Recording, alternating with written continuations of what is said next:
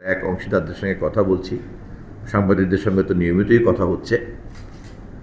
যখনই আমরা এটাকে একটা আধুনিক গণমাধ্যম কমিশনের অধীনে বিধিবিধান এবং নিয়মনীতির মধ্যে নিয়ে আসতে পারবো, তখনই কোনো পক্ষই কোনো পক্ষকে আর এক্সপ্লয়েট করতে পারবে না।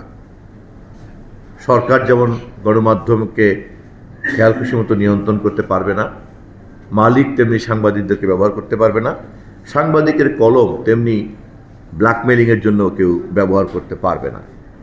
যার যার জায়গায় সকলেই যেমন স্বাধীনতা এবং মর্যাদা ভোগ করবেন, তেমনি প্রত্যেককেই কোনো না কোনো একটা জবাবদিহিতার মধ্যে থাকতে হবে, সরকার সহ। এবং এই যে জবাবদিহিতার সংস্কৃতিকে নিশ্চিত করে একটা প্রাতিষ্ঠানিক কাঠামো তৈরি করতে পারা, এটাই কিন্তু হচ্ছে এই মুহূর্তে তথ্য মন্ত্রণালয়ের অগ্রাধিকার। তথ্য মন্ত্রণালয়ে এখানে যারা অংশীদারদের সংখ্যা কিন্তু অনেক। মনে করেন দেশে অনেকগুলি পত্রিকা লাইসেন্স প্রাপ্ত, অনেকগুলি টেলিভিশন লাইসেন্স প্রাপ্ত, এতগুলি সাংবাদিক এখানে কাজ করে, তাদের চাকরির নিরাপত্তা দেয়া, তারপরে বিজ্ঞাপন বন্টন, তারপরে ক্রোড়পত্র বন্টন, তারপরে সাংবাদিকদেরকে কোনো উপকার করতে চাইলে পরে যে কে সাংবাদিক আর কে সাংবাদিক না, কার আগে পাওয়া উচিত কার আগে পাওয়া উচিত না, এটা একটা ডাটাবেস থাকতে হবে অ্যাকসেপ্টেবল।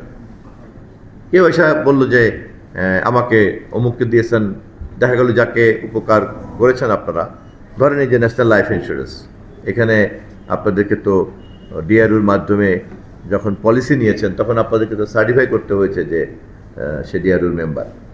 এরকম কোনো না কোনো কর্তৃপক্ষ তো থাকতে হবে। তারপরে আবার উনি এখন চেক পলিসি অনুযায়ী চেক হস্তান্তর করছেন, তার মানে ন্যাশনাল লাইফ ইন্স্যুরেন্স কোম্পানি অন্যান্য কোম্পানির চেয়ে অনেক বেশি আস্থাবান এবং অনেকেই তার প্রতি আস্থা বাড়বে।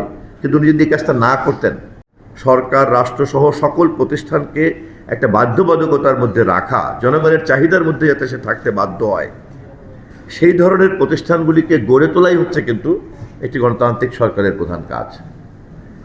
ডিআরইউকে আমি ধন্যবাদ জানাই যে তারা তাদের পেশাগত দাবি দেওয়া আদায়ের করার যে কাজকর্ম করছেন, তার পাশাপাশি এই ধরনের সৃজনশীল আইডিয়া বের করেছেন যে অন্যান্য যে ব্যক্তিগত উদ্যোগ, যেমন ন্যাশনাল লাইফ ইন্স্যুরেন্সের যে ব্যবসায়িক উদ্যোগ, সেই উদ্যোগের সঙ্গে ডিআরইউর কর্মীদের যে নিরাপত্তার একটা ধারণা, এই দুটোকে যে তারা সংযোগ করতে পেরেছেন, এখানে তো সরকারের কিছুই করা লাগে নাই।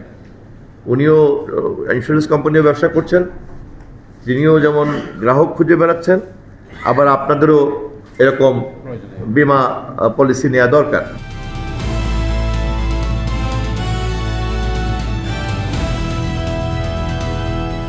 দিনাজপুর টিভি, মানুষের জীবনের কথা বলে।